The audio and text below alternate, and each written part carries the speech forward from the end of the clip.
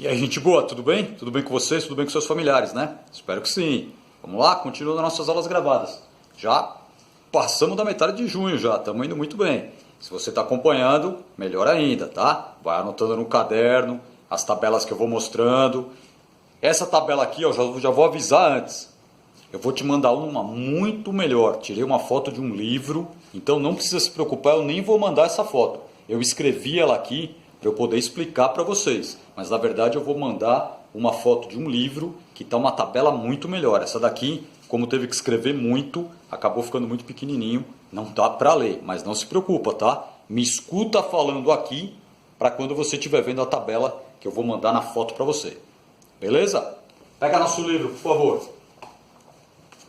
Nós vamos começar a ver agora as paisagens naturais da Terra. Tá? Então, ó, nós já vimos a parte da população, a influência da população humana. Agora nós vamos começar, já vimos biodiversidade. Agora vamos ver as principais paisagens do nosso planeta. Só de olhar aqui, ó, antes de eu começar a ler, vamos ver só as imagens primeiro. Eu tenho várias regiões aqui, ó, com características bem diferentes. Só de olhar, visualmente dá para perceber. Tá vendo? Ó? Características muito diferentes de ecossistema. Aí nós vamos falar dos biomas. E o bioma, ele é muito ligado à localização no planeta. Quanto mais próximo aos polos, eu vou ter características climáticas que vão influenciar muito os seres vivos, as características de fauna que vão morar nesse lugar, os biomas. Quanto mais próximos da linha do Equador, características climáticas tão diferentes que vão formar biomas muito diferentes também. Mas calma. Para você que enxerga bem as cores, tá fácil de ver, ó. Você olha a cor, vê aonde tem a maior parte da tundra, da taiga, das florestas temperadas. Pode ver que elas estão se distribuindo no planeta, obedecendo uma certa graduação climática. Presta atenção nisso, tá? Ó. As florestas tropicais, ombrófilas, são as tropicais. Olha aqui no Brasil, grande, ó. Bem na linha do Equador, na África também tem uma grande. As formações herbáceas, que são os pastos, o cerrado. Olha, o Brasil tem um grandão, ó. Tá? Mas também tem em outros lugares. E o deserto mesmo, o grande deserto do Saara, mas tem também um outro deserto na África, um grande deserto na Austrália, tem um deserto americano. Então, esses biomas são característicos e se distribuem no planeta obedecendo a latitude, a altitude. Tá? Então, essas que são as características que eu quero que você veja. Depois, nesse capítulo ainda, a gente vai falar direto só do Brasil. Tá? As principais características da nossa formação, dos nossos biomas, do nosso ecossistema. Tá? Então vai falar direto cada região, o que tem de mais diferente ali. E esse capítulo é simples, tá? Ó, ele parece grande se você for ler todo o capítulo, mas ele não é não pela explicação que eu vou dar lá. Aí chega na atividade rapidinho. Vamos com calma? Então vamos lá. Só voltar aqui no mapa. Quando eu falo em ecossistema, ecossistemas são os fatores bióticos e abióticos interagindo. Fatores vivos, bióticos, fatores não vivos se interrelacionando. Esse ecossistema, se tiver em equilíbrio, em homeostase, excelente. Pode até ter um equilíbrio de alimento. De energia não, porque depende da luz solar para fazer fotossíntese, tá? Mas um equilíbrio de alimento pode até acontecer. Um equilíbrio, um ecossistema, fatores bióticos e abióticos interagindo. Quando eu falo em biomas, eu vou ler, mas eu vou mandar um para você também, tá? São o agrupamento de comunidades e ecossistemas que apresentam vegetação com características semelhantes, relacionado a fatores abióticos, principalmente o clima. O relevo também é importante, como condições climáticas, solo, vegetação e fauna característicos. Então, os biomas são regiões no planeta em que eu tenho características de vegetação, características da fauna, e isso é o que mostra a nossa tabela aqui. Presta atenção, depois quando eu mandar a tabelinha para você, dá uma olhada no livro também, não é porque eu falei que você não vai ler o capítulo todo, vai vendo sim, lê, tá? Mas olha ali, mais próximo ao Polo Norte eu tenho o bioma tundra. Mais próximo ao Polo Norte eu tenho o bioma tundra. Próximo ao Polo Norte, a localização. Característica: pouca chuva, está muito próximo do polo, não tem como muita evaporação, né? Condensação, pouca chuva, pouca luz também, devido à inclinação do planeta. Lembra que tem épocas do ano que ele fica só no escuro, pouca luz, baixa temperatura, lógico, tá? Muito próximo ao polo, solo pobre em nutrientes e ainda tem uma camada por vários meses até, uma camada de neve no solo. Então, para ter uma vegetação é muito difícil. O solo é pobre em nutrientes porque não tem muito seres vivos lá para decomposição. Tem essa camada permafrost de neve. Então, vegetação. Eu tenho líquens, que são aqueles pioneiros, lembra quando a gente viu dos pioneiros? Os líquens que se adaptam a praticamente qualquer lugar. E musgos, que são plantinhas bem pequenininhas, pouca luz, pouca umidade, ou muita umidade, pouca luz, mas eles conseguem sobreviver. Mas os líquens sobrevivem até melhor. A fauna, eu tenho renas, raposas do Ártico e alguns insetos que moram nessa região fria, mas se adaptaram a morar nessa região. Então, tundra, próximo ao Polo Norte. Aí eu venho para a taiga. A taiga já é um pouco mais para baixo. É o norte da América do Norte, o norte da Europa e da Ásia. Tá? A taiga já ocupa esse espaço um pouco mais para baixo. Se é um pouco mais para baixo, já não é mais tão frio. Norte da América do Norte, Europa e Ásia. Pouca chuva ainda, a temperatura ainda é baixa, mas não é próxima, igual a da tundra, um pouquinho melhor. Pouca diversidade, não tem muitos seres vivos ainda lá. Tem uma floresta, vegetação de coníferas, que são os pinheiros, isso é bem característico da taiga. Floresta de pinheiros, porque eles se adaptam bem ao frio e a pouca chuva. Musgos e algumas samambaias. Já tem uma certa umidade, por isso que a samambaia se dá bem. Mas o principal são as coníferas, os pinheiros. Animais: alces, linces, alguns roedores. Agora já aparecem répteis e anfíbios, lembra? Já não está mais tão frio. Já dá para ter esses animais aparecendo nessa região de taiga. Aí nós vamos vir para a floresta temperada. A floresta temperada, ela fica entre os trópicos.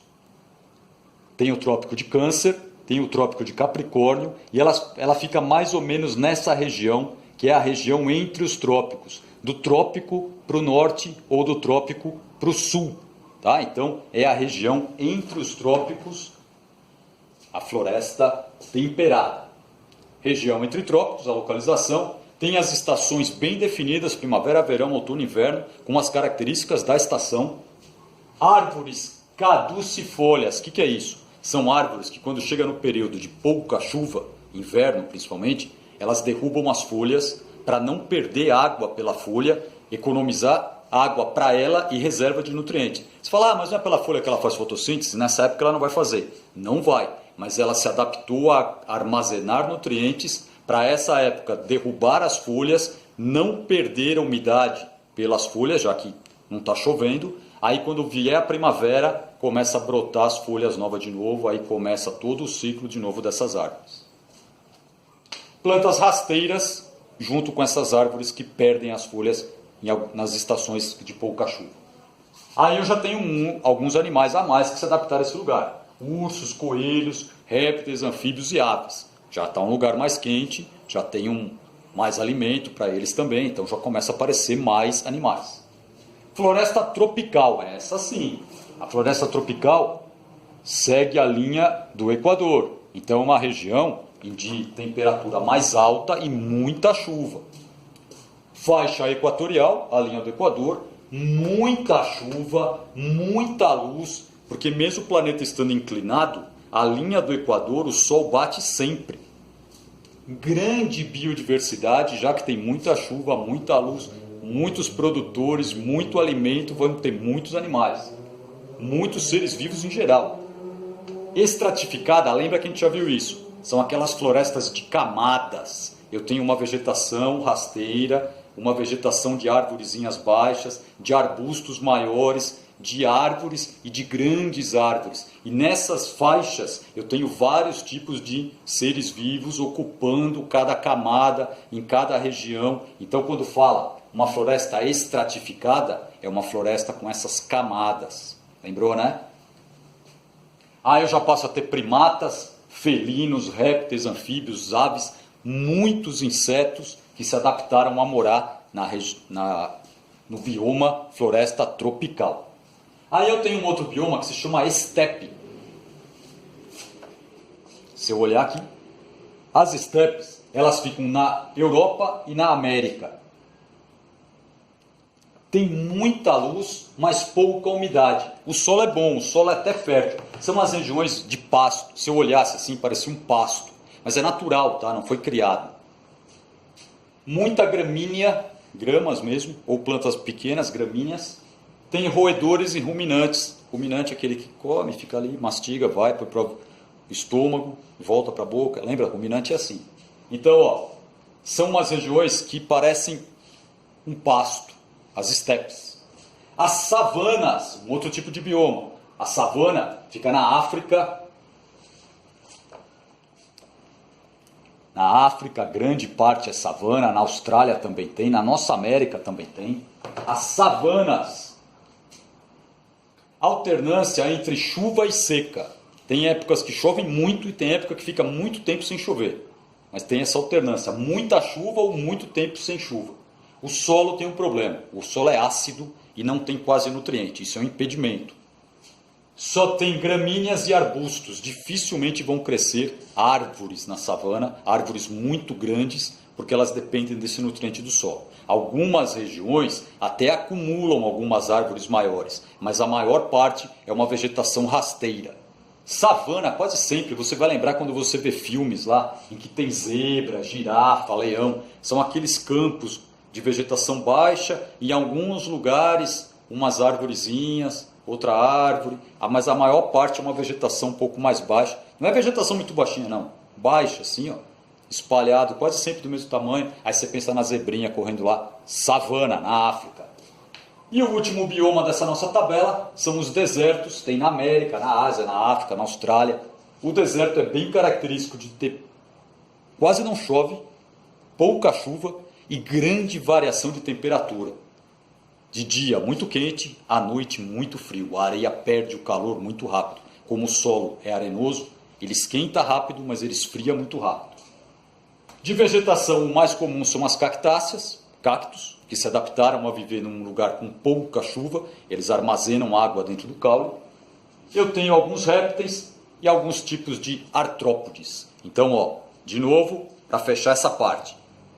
Os biomas são os lugares que estão determinados no planeta, obedecendo mais ou menos as regiões ligadas à temperatura, altitude, latitude, ao relevo também. Então pensa nisso, os biomas são característicos relacionados a fatores abióticos, que eu falei, temperatura e relevo, com condições climáticas, vegetação e fauna característicos. Então, os biomas são essas regiões de seres, de ecossistemas, de seres vivos no nosso planeta. Tranquilo? Vou trocar a tabela. Quando a gente voltar, a gente fala só do Brasil. Tá bom?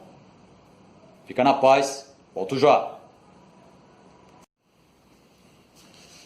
E aí, gente boa, tudo bem? Voltei com a tabela nova. De novo, tá? Você vai falar, não estou enxergando nada. Não tem problema. Eu sei que tem o reflexo, eu não consigo tirar esse reflexo daqui. Mas não é esse. Eu vou te mandar uma foto muito boa, muito, tá? Não é nenhuma foto da lousa, é uma foto de uma tabela de um livro que vai estar explicando direitinho tudo que eu escrevi aqui.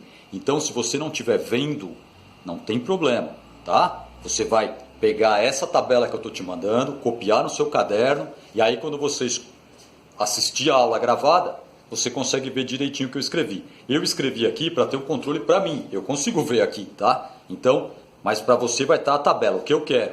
Pega a tabela, copia no caderno, igual eu sei que vocês estão fazendo. Copia no caderno. Quando você estiver me ouvindo falar, você vai seguindo pela tabelinha. Não tem como errar. Lembra que nós vimos os grandes biomas do planeta, pelas faixas.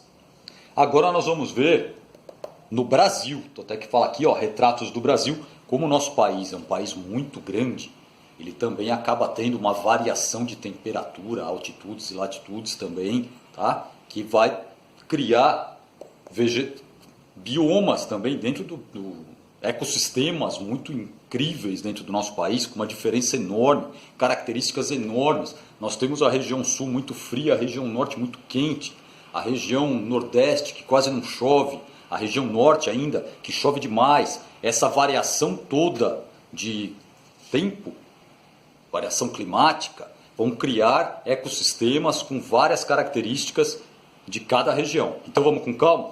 O que eu quero que você faça? Olhe as fotos, você de novo vem aquela história das cores. Como você vê bem a cor, você vê bem aonde cada uma desses ecossistemas estão se encontrando. Depois, se você quiser dar uma lidinha, eu sei que você não vai ler, né? Eu te conheço, mas seria legal. Ou então, vai me acompanhando falar aí, que já é um resumo dessa parte. Mas pelo menos isso aqui é legal, hein? Olha aqui o nosso país e você vai vendo a localização em cada região do nosso país, pelas cores, a Mata Atlântica. A Mata Atlântica até é legal e triste ao mesmo tempo, porque ela tomava conta de todo o nosso litoral e com a chegada das pessoas para cá, começaram a construir as cidades, ocuparam o litoral primeiro, porque as navegações chegavam pelo litoral e praticamente a Mata Atlântica quase que acabou. Tá? Quando você viaja daqui de São Paulo para o litoral, você ainda passa num pedaço de Mata Atlântica, você fala, nossa, é grande, mas perto do que era, não é mais quase nada. Depois você olha no mapinha ali. Vamos ver então, só Brasil agora, hein? Formação, Caatinga. Essa parte, você vai falar assim, eu já ouvi em geografia tudo isso. Biologia e geografia tem uma parte que é em comum. Caatinga, a localização é no Nordeste. O que tem de mais característico ali? Os rios secam no verão e a vegetação se adaptou a um período de pouca chuva. Quando está chovendo, elas ficam até bonitas, vegetação verde, com folhas. Quando não está chovendo, elas têm que se adaptar para não morrer. Então são essa vegetação xerófita, adaptada aos períodos de seca. Isso é muito característico da Caatinga, do nosso Nordeste. Mata de cocais, essa tem uma certa curiosidade. Existia uma mata antes que foi derrubada.